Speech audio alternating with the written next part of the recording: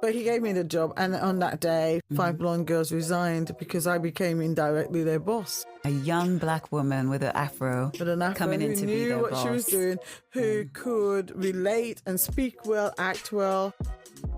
I'm Chantal Miller, proud Nivision and Jamaican, and founder of Island Girls Rock.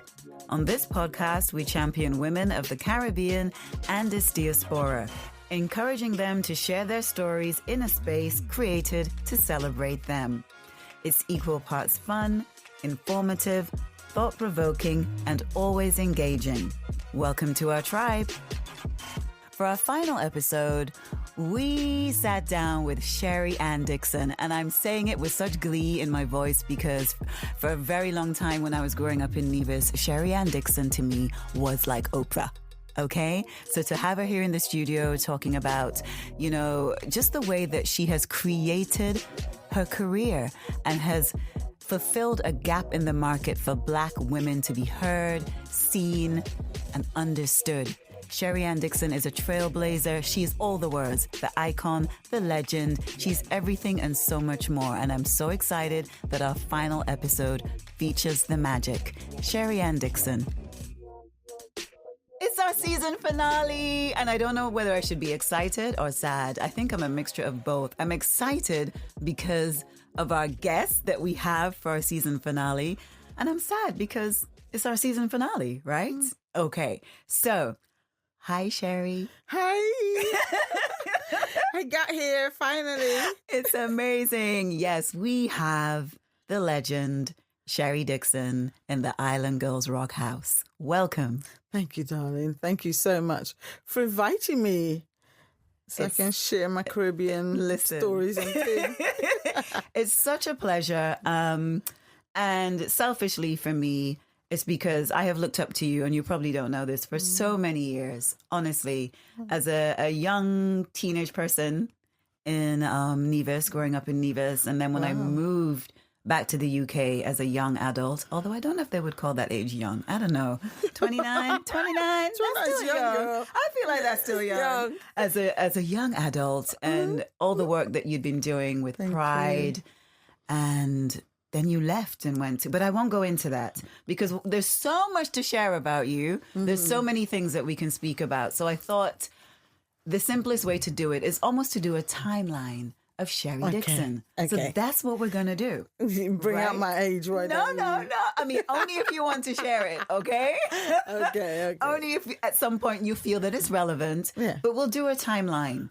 And we'll start off with the first question that I usually ask is, who are you representing today? I am representing Guyana. I'm a Guyanese girl to the core. What? To the core. To the core. And I will never, ever stop being that, no matter where I am. And I absolutely love that. And I'm thinking that you may be our first Guyanese. Ooh. What? Wonderful. And Sherry, a question that I also like to ask is, who are you and why do you think you're here? Who am I? Actually, that's really weird because that's part of my book, which I'll tell you about later. Okay. But one of the things I ask anybody when I'm mentoring them is, who are you? So I asked that of myself, and I thought, should I talk about my career? Because my career really has helped me to be who I am today, right? Okay. So I'm lots of things. I think there's no one word that describes me. Okay. I'm a person who just likes to evolve. Okay. I believe in becoming. Michelle, I had that word before, Michelle, okay?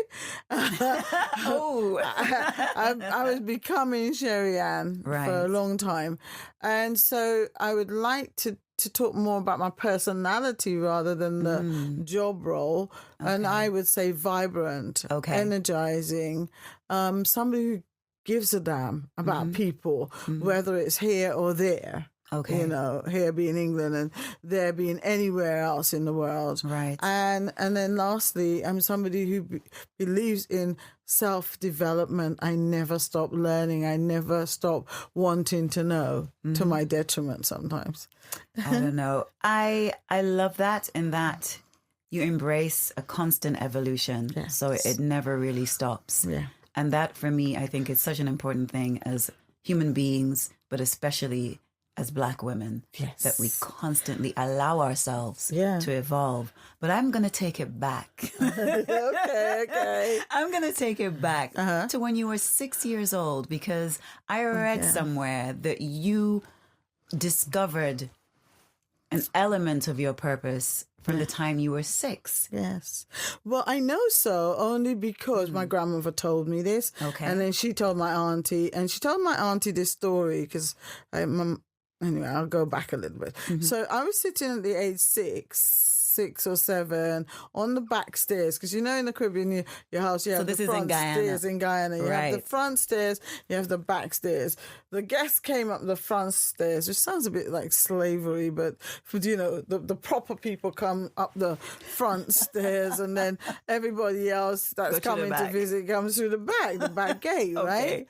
But anyway, that's how my grandmother had it. Mm-hmm. And we used to sit there, and the boys, and maybe it was something to do with the boys, but the boys from the back house, because it was like a front house, and then we were the middle house, and then one lane, and then the ones at the back. Yeah. And this boy used to ask things like, "Why do you like reading?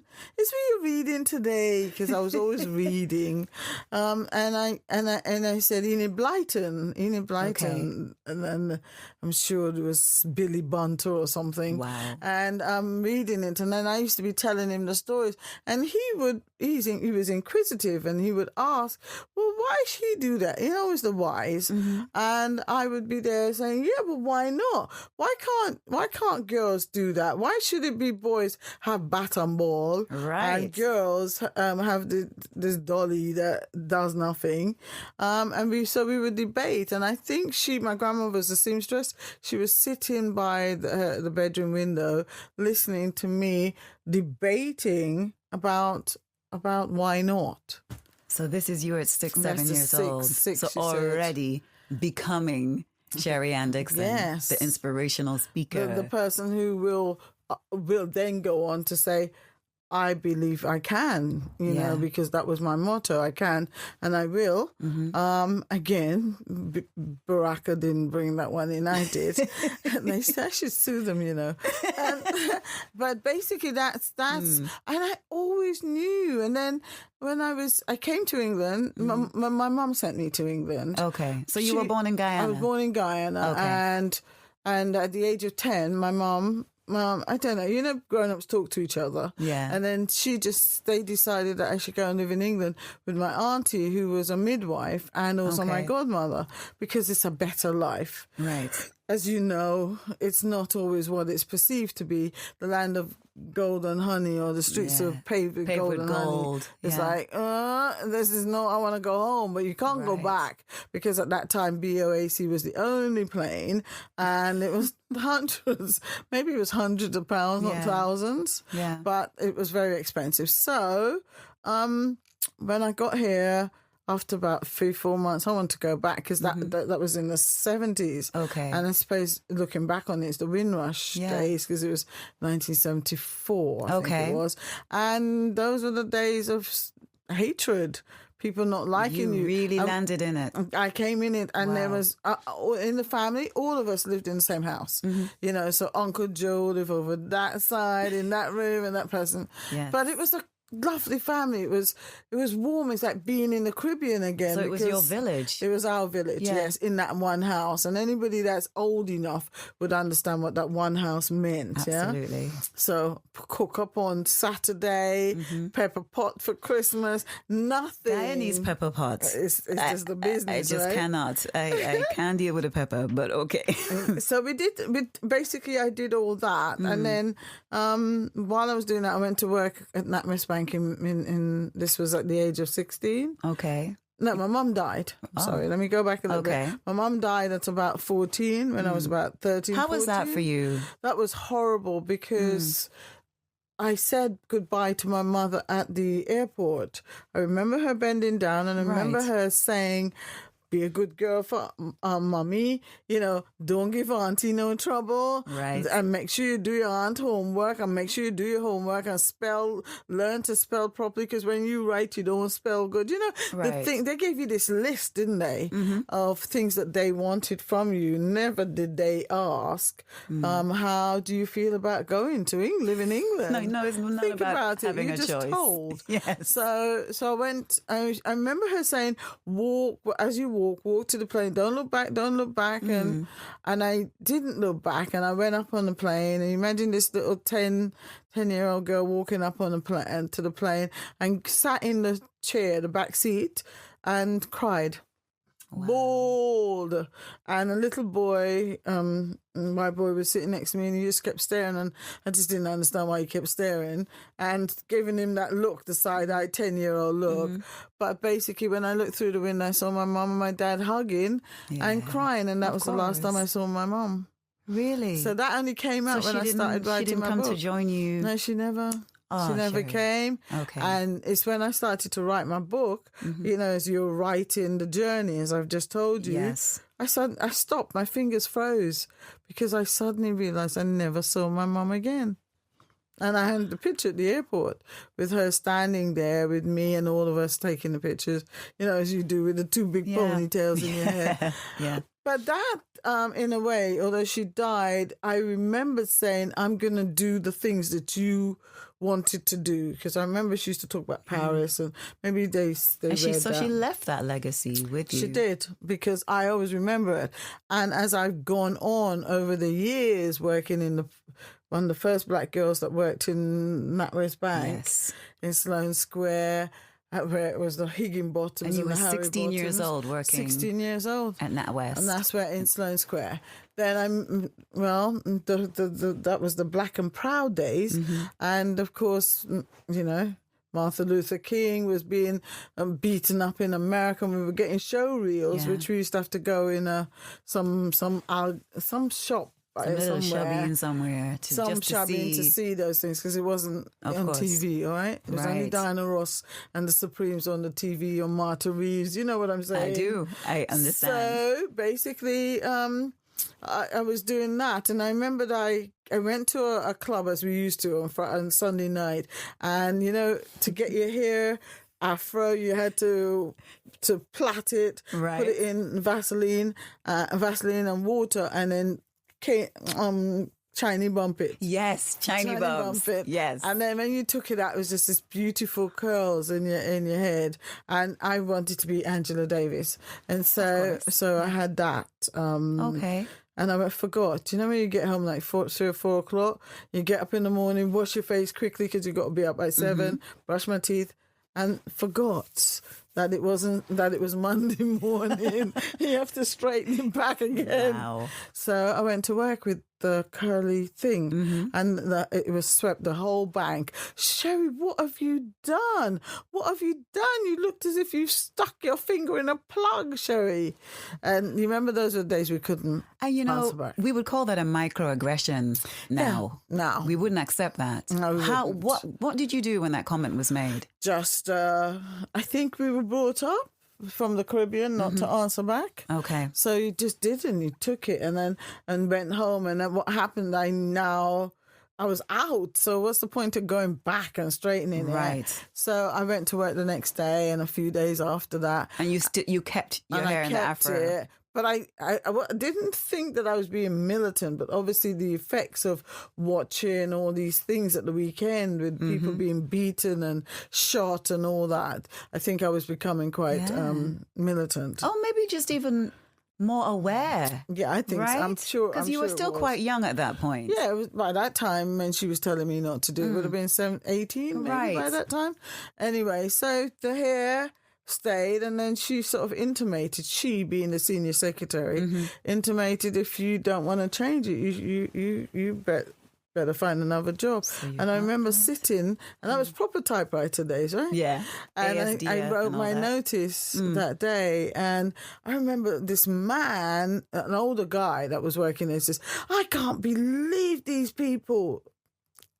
send her on a course, then she comes back and hands in her notice. So he was observing that they were spending money sending the younger generation off to train. But remember, those are the days that we couldn't get women, that is, couldn't get bank. Could we get a bank account? I don't even think so. I don't know. And but I know I couldn't buy a house. I couldn't get a mortgage. What do you mean you couldn't? You just weren't allowed to. They weren't allowed to. That for me is such, and that wasn't that long ago. That wasn't just black people. That was women. Just women. Yes. So you had to have a male man partner. have to sign with you.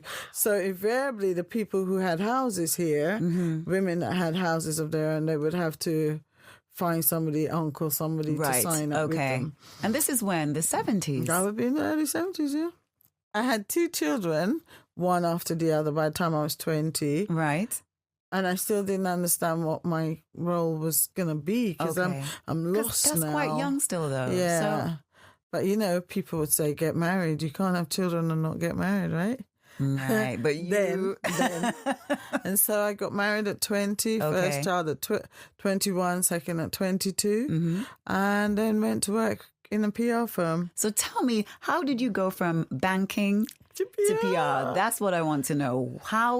What was there in between? How you got these jobs was like I liked finance. No, I didn't like finance. I could type it good. Okay. And lots of people hated typing figures. Right. And obviously because I went into the bank and then did something else, temping. Temping was more popular then. Yeah, it was. And I think that it followed. So basically it followed that path. And the person I went to work for in PR, it was financial PR firm. So I was working for the link. So that's the link. Right. But the chairman of partners was the job role in Shandwick. And Shandwick was the largest financial PR firm in the world. And next thing you know, I'm working for the chairman. And I remember going for that interview with my hair flying like Diana Ross 10 days later. And putting on this suit that looked like a Chanel suit. He gave me the job, but he said, you don't seem very happy. I said, because I've been for so many interviews and I know as soon as I've gone home, you're not going to say I should be a social worker, because that's what the agency said, that a lot of people felt I was more relative to being a social worker. Simply because you were a black woman, you should be a social worker. That's right. There's no other options for us. There was no option. Right. But he gave me the job, and on that day, 5 blonde girls, well, not that day, but that week, 5 blonde girls resigned because I became indirectly their boss. Because if my boss was and you were in your early 20s. I was in my early 20s, yeah. A young black woman with an afro, coming in to be their boss. Who knew what she was doing, who could relate and speak well, act well. So that boss was the first motivator I had. Okay. He basically told me, why are you bothered about it? Let them resign. We'll get more people. He said, what they think of you is none of your business. What I think about you is your business. And so I went on to be 8-10 years working in PR. In PR. But being prepared by my grandmother, knowing how to speak, how to walk, how to relate to people of a high caliber helped, because I was trained in the home. Yeah. And I say this still to today. And you had that confidence. You had, your early foundation days were in Guyana. That's right. Where you were surrounded by people that looked and sounded like you. Yes. So you had that inner confidence that you could basically do anything that you wanted to do. There wasn't patois in the sense, of course we can all speak the dialect. Yeah. But we had to speak English first. Yes. Is it weird? Same. Absolute same. My grandmother was not having it. Not having it. Don't come in here and speak. You coming in here and speaking broken dialect? Not having it. Doesn't work. So basically, that's where I learned PR. I learned a beauty client came in and they wanted us to do a little something about beauty, what women want, what do they like, and all that sort of thing. And it was in doing the vox pops and things on the road, asking people so we can get this schedule of what women want together. I realized my black women really didn't have a voice. Mm-hmm. They didn't, because they didn't want, don't want to speak, don't want to give you an example, and if they did, where do your parents buy their stuff? In the market? Okay. So there was no visibility. We were lacking. We weren't registered as what black women want. And I realized at the end of all of that, that we didn't have a voice. Okay, so this is interesting for me because you are very much a voice, one of the strongest voices for black women in the UK, and especially women of Caribbean heritage. You don't shy away from letting people know that you're Guyanese, that you're an island girl. And again, that's something that has really inspired me in my own journey. So what I want to know is, okay, so you're realizing at this point, you're still working in PR, that, okay, there's a gap here. Yes. I'm not hearing my women. Yeah. They're not being empowered. How did you then jump from PR to journalism, editor-in-chief of Pride? Well, I realized that when it came to beauty, and that was my thing, I loved. Right. We all had the boxes of hair care that we would be straightening and doing all those things. And I was the go-to person for that. Okay. But what I realized that the magazines didn't quote anybody that was women of color, black. And I decided I was going to be that person. Okay. So from understanding how PR works, I went and I did this beauty or makeup course, and then I was good at it. So they sent me off to Luther Vandross one day when he came in. So you were a makeup artist? Yeah, I left PR and went to makeup artist to become a makeup artist. And I think at that time my husband thought I was having a nervous breakdown to leave all that money to go and do this. Anyway, I started to write my own articles because I realized we didn't have a voice. But understanding how editors work when you work in PR, I used to write the articles and send it to them. This is what we think, We know we don't have extra thick skin or extra oily skin. It's just that we have more oil molecules, so that our skin stays nice and supple. And then they started to print my stuff. Because it's free and it's educating them as well. And then the roll call came in from Bella to Cosmo to a little bit of Vogue, a teeny weeny bit of Vogue. How did that feel when you got your That felt good. I blew it up on the photocopier and made it a big page. So it started with that, and then The Voice, and then Black Hair and Beauty. And I then became the power of speaking about women of color with regard to hair and beauty, but also I had the profession, I qualified, so nobody could take me apart. And that was basically it. And then Pride called me and asked me, why are you writing for everybody else and not for us?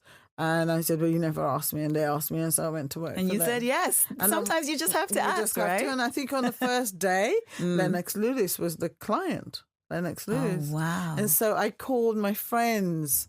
I'm a believer, and I want to get this bit over, in that as you walk, you pass the baton on. You take people with you, but people that are worthy with you. Absolutely. And I called my two friends, and they came and they did his locks. And when I called them, they said, you're talking about Lennox Lewis, right? The Lennox Lewis, the boxer, went on for about 5 minutes. Anyway, they came, did that, and I just did, of course, the body and the colour. Oh, of course. And whatever. And that was the beginning of it. And through being an editor, I was asked to then interview people like Mandela, Maya Angelou, Luther Vandross, obviously. Then he told Barry White and Diana Ross and all these different people. So it all kind of started to come to you. You see what I mean? It came, and that's it. I did that over 10 years. But you created that trajectory yourself because you saw... I wanted it. Exactly. And I achieved it. Because when people are sitting there watching Corrie at night, not that Corrie wasn't in the background there. Hello. But I would be reading. I would read the magazine, see what they wanted for their audience, and I'd adapt it to a black audience. And what I really love about this story and what you're sharing, and I hope you guys are taking notes, is that if there's something that you want, if there's a gap and you want someone to create it yourself. Don't wait for someone else to do it. And that's what I'm hearing a lot through everything that you're sharing with us. It really resonates. You saw something that was missing. How come they're not telling our stories? Yes. How come they're not writing about our beauty? They got it How wrong. come they're not advising us? How can I correct it? And you did it. Yeah, and you I just did it. And as you said, you were doing it for free for a long time, though. You put in the work. Yes. Before. To me, you have to want it bad enough. Because if I'm watching Lorraine Kelly show and I was like, why do they, otherwise, then I write off to Lorraine Kelly show, telling them off. Lorraine, I really love your show. Watch it every day. But you know what? I never see me on there. Next thing you know, exactly. The girl kept it, that letter, and then they were doing something on bleaching cream, unfortunately. But that got me through the door. Right. And then I ended up saying, Lorraine, listen, not everybody wants to be Michael Jackson. Okay? There's a lot of us quite happy with ourselves. And then Lorraine's trying to obviously keep it on the path. Okay. And anyway, I did it. And then the journey continues with radio and then public speaking, which is where I am now. So basically what we're going to call this episode, right, is the Island Girls Rock Guide to Making Shit Happen. Yeah, I like that one. This is the name of the episode, the masterclass. You want it, go get it. Okay, you want it, make it happen. And take your people with you. And as you said, qualified people. Because sometimes we do feel that obligation just because. But no, you can't do that. No. If you want to represent us and represent us well, then you do so with the best of us. I've seen people being interviewed and I think I like that. And I might make a note of her name. And then something will happen. It might be that I'm at GMTV and I'll say, oh, this girl does a good story on something or the other. And then that way you take the people who are worthy with you. Absolutely. And I like working with good people too. Yeah. Because it's about setting standards. It's about, even when I worked at Pride, somebody wrote something horrible about me one time saying I was like Hitler. I had ruled with an iron fist. And some people was like, oh, you should tell her off. I said, no, she's right, I didn't like the Hitler bit, but she's right about everything else. Okay. Because being a Virgo, I'm just pedantic. You're a perfectionist. Hello. You are. And Virgos. so I was set the whole night to get something right. Yes, you were. were. So I'm at the stage where the word is still being used. Remember, from 6-year-old, it was about the word. And then using the word to write. So this is where your power is. My power is in the word. And if I look back, or any parent can look back at their child, have a look at what that child is good at, because I know I was good at the word. I always got A and A pluses when it came to social education, they called it at that time, English language, English literature. It's all about the word and projection of the word. So what I feel is that I'm still doing that, because now I'm a motivator, and Wait, Sherry, hold up. We've skipped, yes. Have I skipped? We have skipped something very integral trying to run to your, home. I know. I know you're not getting away without talking about. What have I forgotten? She, St. Lucia. Oh, St. Lucia. What? She. Come on now. Okay. Pride, I was with Pride for 10 years. Yes. And then I was getting bored, because I always need challenge. People say, I can get bored. Okay. Got bored, not because anything was wrong with Pride. I think bored with life as it was in England. And I just wanted a break, and I thought I was going to retire. So I knew May Wayne, who was the publisher. She was a friend, and she kept on saying, I'm waiting for Sherry to come and I want to relax and give it over to somebody, and she's the person I want to give it to. And then one day I think I went to St. Kitts. You went where? Sorry. I went to St. Kitts. She went to St. Kitts and Nevis. Okay. And we went there for the jazz festival. And my boss was sending me emails asking me where's this and where's that, and I thought, I can't do this anymore. Do you know, every 2 weeks we're turning around. A monthly magazine means every 2 weeks you're turning around. And I thought, I can't do this anymore. And I sent my notice from St. Kitts. From St. Kitts or St. Lucia? From St. Kitts. I sent my notice. Oh, you were there for Pride. The music festival. Yes, of course. Then I rang May, or wrote to her saying, I'm coming for that job in St. Lucia. And she said yes. Obviously, she brought down my salary because what I was earning in England, you can't earn it. And I went to St. Lucia. Loved it. I mean, I'd gone there a few times. So She magazine was already there. It was doing quite well, but she wanted to engage a British audience. A wider audience. And bring in some of the Brits. And that was my role. And then, of course, I went there and forgot not forgot, but I did everything British and then still became popular in the Caribbean. It's really ridiculous that I did that, but it was, I wanted to show them what they had. I think a lot of the Caribbean people tend to forget that they don't have to wait until a holiday weekend, Easter, for example, to go on the beach. You can actually go any day of the week. Any day. No, say it again.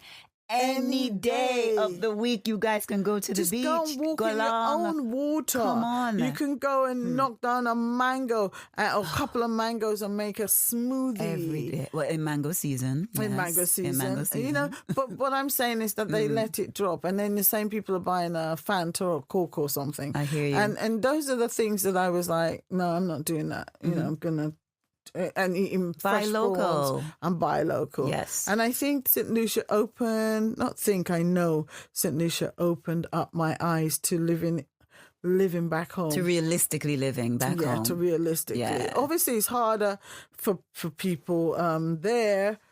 But I still think I could, if I went back to live there, I can have 2 plantain and some cassava. Absolutely. And just make gravy and some grilled corn and eat that because I don't need meat. I'm vegan. I'll say it a bit louder. She's vegan. I'm vegan. But I'm getting there. I'm Yes. pescatarian. But I still think that we don't appreciate what we have. Just have the avocado slice on the side and blah, blah, blah. But I love it. I love eating back home. We don't learn enough. Anyway, I remembered writing something in my diary about living in paradise, lonely in paradise. Okay. Lonely in paradise. And I now know that I wasn't ready to retire then. I might. Okay. Well, I don't even know if I'm ready to retire now. I don't think you're ready to retire, No. Sherry. No. But I traveled the whole Caribbean with that job. You know, you would be going to Barbados for a meeting or, different parts of the islands, in other islands. Right. And that opened my eyes to behavior and attitude because quite often, and I know people are going to hate me for saying this. Say it. Please say it. They speak down to each other. They don't praise. I notice you stupid or what? Right. That type of behavior. That kind of, to a the linguistic child. culture and, Yeah. There was little things and the men were more spoke down to the women. Okay. At that time when I was there. I just noticed it. And you know me, Miss Haughty. I was like, who are you talking to? Who you think you be? Yeah. Yeah, absolutely. So I had to learn a lot of things about, because I think if I never disrespect anybody. I don't disrespect a man. I don't disrespect the cab driver. But if you step in the wrong direction, I can go Creoles in a heartbeat. You know, the Guyanese mixed with a little Jamaican with everybody coming out, right? And so I have, as I've got older, I've learned to taper it with silence. When ignorance is bliss, sometimes it's just better to be silent. There's a big difference to being silent than being, apologetic and lacking of confidence. I'm a lecturer in confidence now. I'm a qualified lecturer in confidence. I came back and did that course. Right. And now I speak with confidence and I teach people how to be confident but not aggressive. Big difference. And there is a difference. So you left St. Lucia after trying it for just about a year and a half. 18 months, yeah. 18 months. And I completely understand, the definitely cultural differences in everything, as idyllic and romanticized as the Caribbean is. It is still okay for 2 weeks. It is still real. And just like everywhere else in the world, there are pros and cons. And depending on where you are in your life, sometimes you are more tolerant of the cons, and sometimes you're like, you know what? Hell no. Yes. I gone. And that's also a privilege, though, because not everyone has that privilege of saying, you know what? I gone.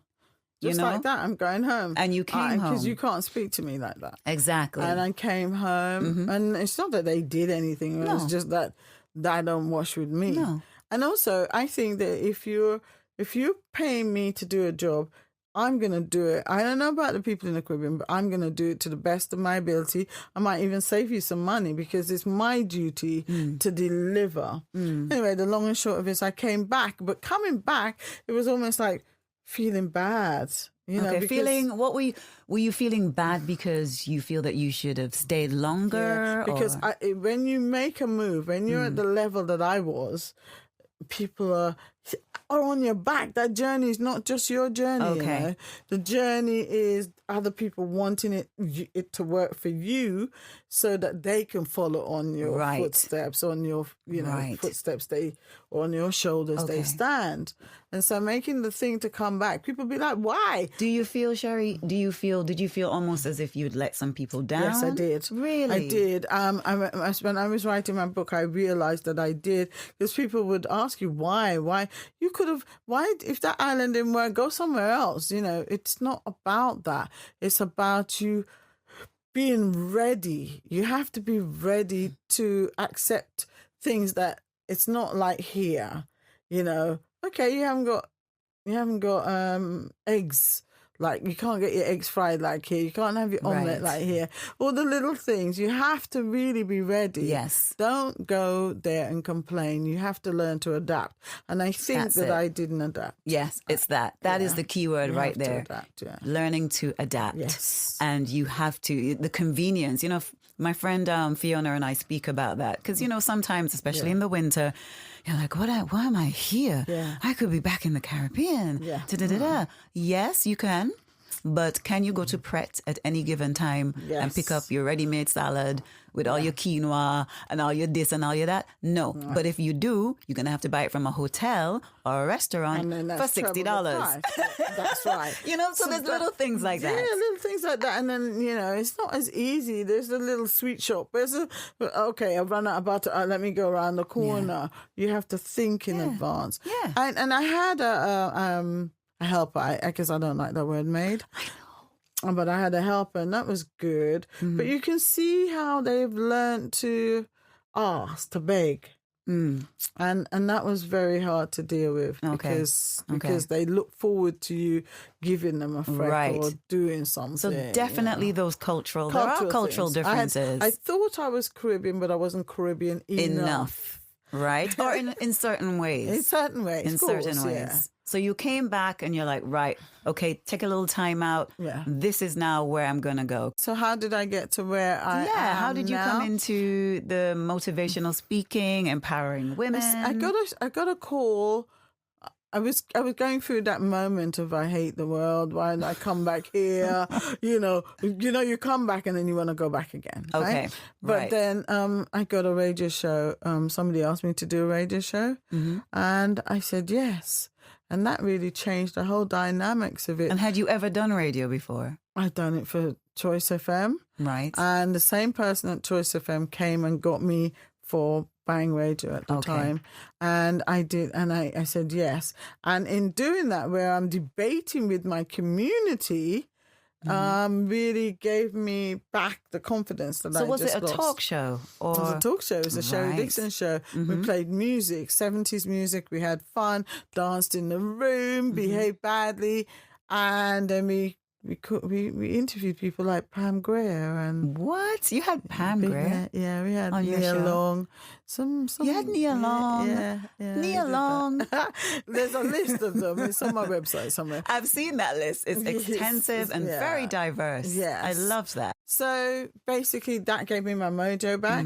And then from that, I went on to do part-time learning about confidence. What is confidence? How do you feel when you're confident? And the motivational speaker, I was now touring, London, University of Westminster, all these different universities. And I was lecturing in confidence building, and it just emerged. And I left the radio show, and I am here. And I'm now won in that role as a motivational speaker. I've now won 13 awards. 13. 1-3. 1-3. Yes, Women of the Year, Women for Africa. How does that feel? How, looking back at your 6-year-old self, sitting on the stoop, having that discussion about Enid Blyton and why you feel that women should also climb trees and do all these other things, to where you are now, receiving awards for empowering women and being a voice of women, of Black women, of Caribbean women. How does that make you feel? I feel absolutely awesome. I actually look back at myself and say, I see my mother standing beside me, and I say, we did it. We did it. Yes. And for that reason, I am so happy that I've achieved what I've achieved. And there is no stopping, because I'm going back to live in the Caribbean. Well, a little short-term thing. Yeah. And I go back to motivate there because I think that England is overgorged with motivators, and I think I'll give my time back to them. So how do I feel? I feel absolutely awesome. Awesome is my middle name. Awesome. So, Sherry, where can we find you? Where can we find out where you're going to be speaking next? Okay. Where can we find out how, we're starting our mentorship program, Island Girls Rock, next year. Good. And I'm going to make this official, request that you become one of our mentors. Thank you. But I'll have to do it online, honey. That's fine. We can find a way. You can find a way. And you've clearly shown that. Okay. My website is all the W's, sherryanndixon.co.uk. My company's Women on the Crossroads, which we never got to talk about, but maybe we'll do that next year. Okay. All the W's, Women on the Crossroads. .org. I changed it from .co.uk to org, because I'm launching Women on the Crossroads in Barbados, and I'm doing it in Guyana when I go back next time. So, in fact, just Google Sherry Ann Dixon. I always wanted to say that. Just Google Sherry Ann Dixon. Yeah, just Google Sherry. It's been amazing having you here. Thank you. On our podcast. And like I said, we have the name of this episode now, How to Make Shit Happen. Yeah, I like that one. It's feisty. I love it. Thank you so much for inviting me. Thank you so much for sharing your wisdom. It's been wonderful and a great way for us to end this season. Thank you, Sherry Ann Dixon. And that brings Island Girls Rock podcast to a close. And what an amazing ride it's been via Dominica, Barbados, Trinidad and Tobago, Jamaica, Nevis, St. Lucia, and Guyana. It's been an honor, it's been a ride, and I've absolutely loved hearing the stories and sharing them all with you. And a huge thank you to you, everyone that's listened, commented, shared, and subscribed. You are honorary members of the Island Girls Rock tribe, and we truly appreciate you. Island Girls Rock podcast is available to listen back to on Acast, Apple, Castbox, Spotify, or wherever you get your podcast groove on. This podcast was produced by Unedited for the Unedited Stories Network. See you again real soon. We soon come.